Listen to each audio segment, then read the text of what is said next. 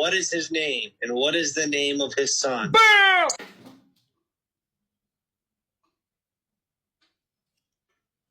Why is it that in the Old Testament there's no mentioning of a son? Who told you there's no Jesus? mentioning? Want me to give you a mention? I can give it to you. Here, Proverbs 30, verses 3 and 4. Hold on, my friend. But don't play no games. I gave you the verses. Proverbs chapter 30, verses 3 and 4. What games? Let me read it. I'll give you the link to the Hebrew. I neither learned wisdom nor have knowledge of the Kadoshim. Kadoshim is plural of Kadosh, holy ones. I don't have knowledge of the holy ones, meaning these holy ones are beyond my ability to understand. Now watch this. Who has Who has ascended? gone up to heaven and come down? Yes. Whose hands have gathered up the wind? Go ahead. Who has wrapped up the waters in a cloak? Keep going. Who has established all the ends of the earth? What is his name, and what is the name of his son? Bam! So Shamoun is saying that the Trinity is in the Old Testament. And the Son is mentioned in the Old Testament. Well, let's see what your own Christian study Bibles have to say about that. Okay, first of all, holy ones. If I go to the Bible, and I'm going right now, go to Proverbs chapter 30 and see for yourself if it says holy ones or holy one. That's the first thing you guys need to check out. So let's do this, right? Okay, 30 verse. Okay, let me see. Verse 3. Yeah, got it right here. Let me compare to other Bibles. Okay, here you have it. What do we have? We have Holy One. We have, like the King James Bible, nor have the knowledge of the holy. Just holy. Then we have Holy One. The other says Holy Ones. Holy. So the thing is, there are different Bibles, and one is saying Holy One, yeah, and the other is saying Holy Ones. You know what Shamoun is saying, right? It's plural, so it has to be more, right? Okay, but we're gonna get into that. I got my study Bible, and I'm gonna start with the Orthodox study Bible. Yeah, let me start with this one for you guys, okay? All right. What does this one has to say about? Okay. This is the explanation. This is the only explanation that this study Bible is giving me when it comes to chapter 30, verse 4. Let me read what it says. Well, you can read it with me if you want. It says, these verse ask 6 questions. The answer to the first 5 is Christ. Just believe it. The first answer, or the answer to the first 5 questions is Christ. Why? We have no idea. I mean, they say it and you gotta believe it and shut up. Okay. The 6th is Christians. So when it comes to Shamoun is saying, the Son, it refers to Jesus. Well, according to this Bible, it says children. Why does it say so? Well, if I go to Proverbs in this study Bible, let's read what it says. Well, first of all, verse 3, it says holy things, not holy one, not holy ones, holy things. So it's a thing, right? It's a thing. You get it? Thing. Okay. Then it goes on to say, what is his name and what is the name of his children? Children, not child, one, children. It's plural. So, and then if you go to, then if you click on this little cross right here, it goes to the explanation. The 6 verses ask 6 questions. The answer to the first 5 is Christ. Like I said, just take it from them. No explanation whatsoever. The answer to the 6 is Christian.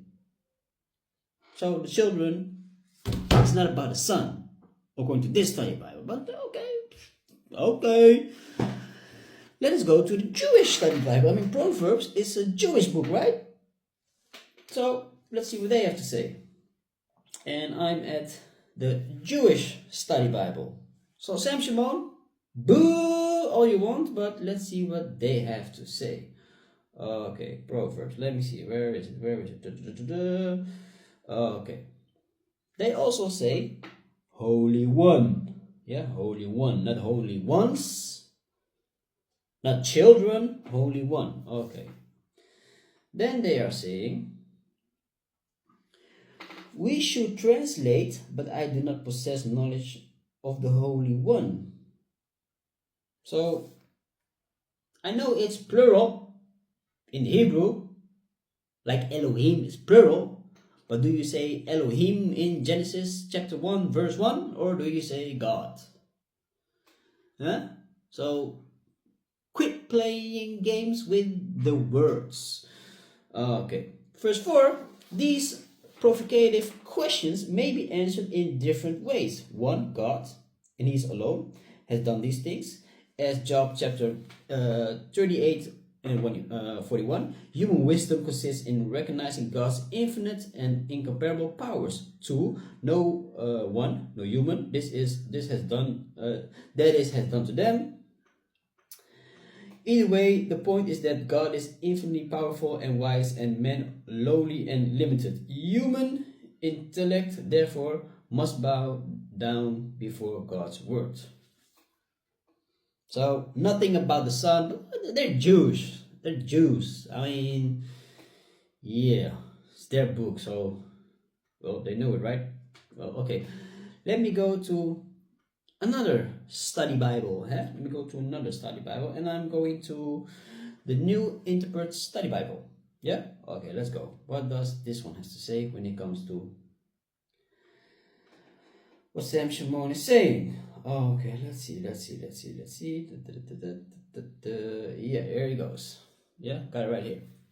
The words of Agur, son of Jacob, with the exception of this phrase, the Hebrew of verse 1 is so difficult that commentators question the text and or its meaning of almost every word. As a result, major English translation differed significantly. So you have many different Bibles who translate it different. So it's one thing. The best solution is to read verse 1 in light of the context of the verses 2 to 6. Agur confesses his inability to acquire genuine wisdom. He then turns to a series of rhetorical questions. Alright? With the only possible answer. With only one possible... Come on, what's this? I cannot do it? Okay. The only possible answer, God. God alone is the all-powerful creator. Finally, Agur direct asserts the reliability of God's words. In view of this context, it seems best to read 1 because the NRSV, I am where with God, or the NAB, I am not God, as human. Agur's efforts to gain perfect wisdom only weary him. Nothing to say about the Trinity, nothing to say about Jesus being in Proverbs and things like that. So, boom! Okay, but I'm not finished yet. Let's go to the 5th edition, fully revised and expanded, the New Oxford and annotated Bible, NRSV. Okay, what does this study Bible, Oxford Study Bible, has to say? And well, okay, let's let's check it out. Okay, let me see, where do I have it? Bam, bam, bam. Here, lots of things that I got right here. Let me see. Bear with me, guys. Yeah, here you go. Okay. Proverbs. Yeah, Proverbs. You see it right here. Proverbs, chapter 30. What do they say? Holy ones. Well, they say it's plural, not holy one, not holy things, holy ones. but there's a little C behind it. So what does this C has to say? So let's see what this C has to say. Where is it? C. Or Holy One. So it's Holy Ones or Holy One. You choose, right? Okay. Well, let's see. Verse 4. Rhetorical question to which answer is only God. Yeah, and then it's the child, yeah, son, a student of wisdom, in this case, Agar. So according to this study Bible, when it comes to son, it's Agar, somehow, some way. So, yeah, hey, don't shoot me, I'm just the messenger. Boom, I'm back. Yeah, let's go on. Yeah, I got the Oxford Bible commentary right here. And what do these guys have to say when it comes to, well, the holy ones and all that stuff that this guy is saying? So let's see. You know, the main things highlighted, so have to search for them. Okay, let's go.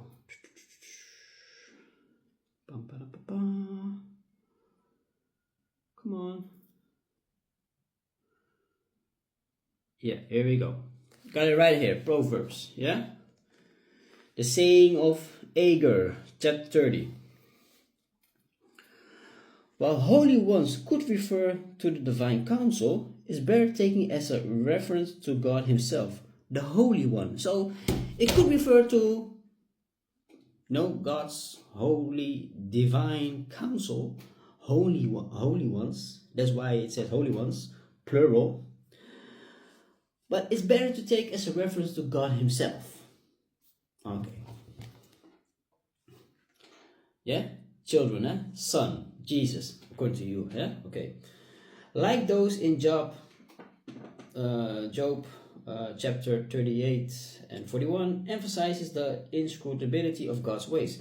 The ascent and descent to end from heaven is a biblical and ancient Near Eastern motive for the arrogant attempt to attain knowledge of the eternal truth and become like gods. The ironic chance of the end of verse 4 is to produce such a person.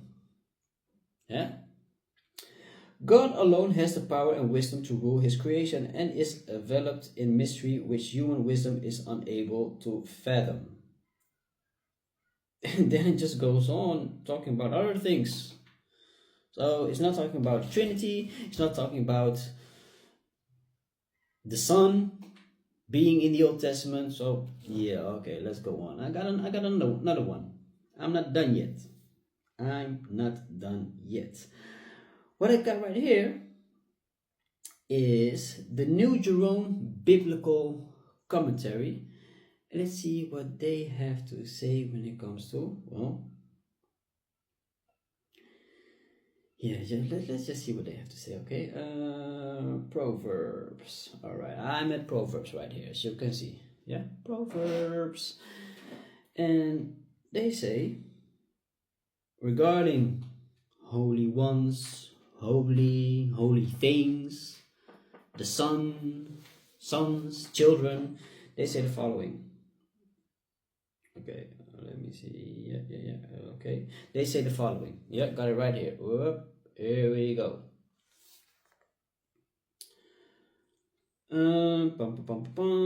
What do they say? Yeah, question reminiscent of Job and Isaiah emphasizes God's transcendence. Verse 4 poses the riddle, his name, Yahweh, his son's name is Israel. So according to this biblical commentary, the son's name is Israel. It's talking about the Jews. It's not talking about Jesus whatsoever. So yeah, that's that one, right? Okay, but let me go to another one right here. And this is the last one that I want to share. The last one. This is the Anchor Yale Bible Commentary series regarding Proverbs. Yeah? Okay. They say the following. And as you can see, part Proverbs chapter 30. Okay, let's go. What do these guys have to say? Yeah, and I highlighted a few things, and I want you guys to listen. Listen, okay? First of all, Agur contrasts these virtues with wisdom and knowledge of the Holy One, a distinction foreign to the rest of the book of Proverbs. So, Holy One, not holy ones, not children, or holy things, or whatsoever, the Holy One, okay. Or have knowledge of the Holy One, and, you know, it says, Wadak Kodusim, plural, just like, you know, Sam Shamoun has pronounced it better than me, it's plural. That's what it says, plural, but they translate it as Holy One. Elohim is plural in Genesis, but it translated as God, singular. So same thing over here. But let's go. But I do not have knowledge of the Holy One. Further, they say the same thing, Holy One. Okay, but then it comes knowledge of the Holy One. Da'at Qadusim, plural. This phrase, used also in Proverbs 9:10, is open to various interpretation. They have three interpretations when it comes to Qadushim of Qadusim, the thing that Sam Shamoun is saying. Okay. Number one, knowledge of holy matters, holy things, like we heard before in the other Bibles. And they say this is one of the things, and Agur does say that it is impossible to attain, only that himself has not learned. So one of the things is Holy One, or knowledge of the holy matters. Okay. The other is knowledge such as possessed by the holy ones, that is, the angels. Okay. However, it will be tried for any human to disclaim a superhuman knowledge, level of knowledge. So this is not the one that they are accepting. Okay. The third one is knowledge of the Holy One, that is God. This explanation advocates the most medieval and is the most probable. Da'at Qadusim has equivalently in Da'at Elohim, knowledge of God, Elohim plural, but they say God, not gods. And Da'at Elyon, knowledge of the Most High, not Most Highs, Elyon, highs, okay, is parallel to fear of the Lord in Proverbs 9:10. Qadusim is an epithet of God. Then does it say, Da'at Qadusim, most of the medieval understood it, the plural, as a plural of majesty. I'm not saying it, they are saying it. So, okay. We go on to the Son. 4 questions are reprised by a double question and a challenge to respond to them. The questions are really the same and have a single response. As a singular, his name, his son, in verse 4 shows 3 responses to these questions are possible. 1, someone. So when it refers to the son, it's someone. 2, God. 2, God. 3, no one. Okay. Let's examine the first one, talking about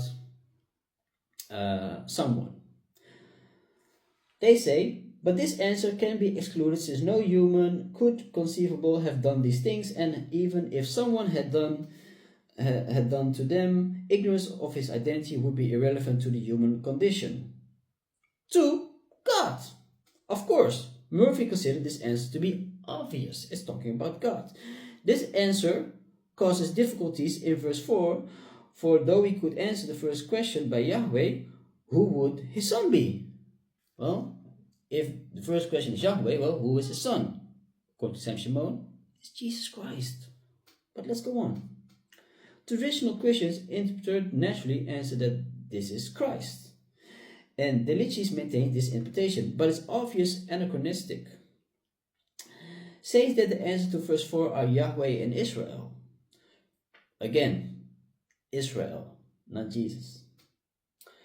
Follows Franklin follows the LXX vocalization Beneu, his sons. So the LXX is not talking about son, it's talking about sons. Okay. Which he understands as a reference to the angels. Okay, but there would be no point in asking who can recall the name of Israel or angels, as if their glory or identity were relevant here. Okay, number 3, no one, of course. This is the intended response. So when it comes to his sons, what is the answer? According to this biblical study, commentary study, no one, of course. This is the intended response. Yeah? Because it's a rhetorical question. The scope of the question is implicitly confined to humanity, because Agur is speaking about the iniquities of human wisdom. This is a fact known to all, and Agur adducts it to remind the reader of his own ignorance. Humans must always be aware that they are infinitely less powerful and wise than God. Therefore, they must rely on him and his words. So, according to this study Bible, and all the other study Bibles, Sam Shamoun, it is not talking about holy ones referring to the Trinity. It's not talking about Holy One, Holy Ones, children, or whatsoever. I mean, you guys don't know it. There are many different biblical commentaries who have different answers to this. So it's not a definite Trinity and Son refers to the Christ. No. Okay? So stop with the nonsense. Stop with the... And you guys, Christians, are taking Sam Shamoun at face value. Everything he says has to be true. Come on, man. Go read some books, man. Go read some books. Christian books. Okay?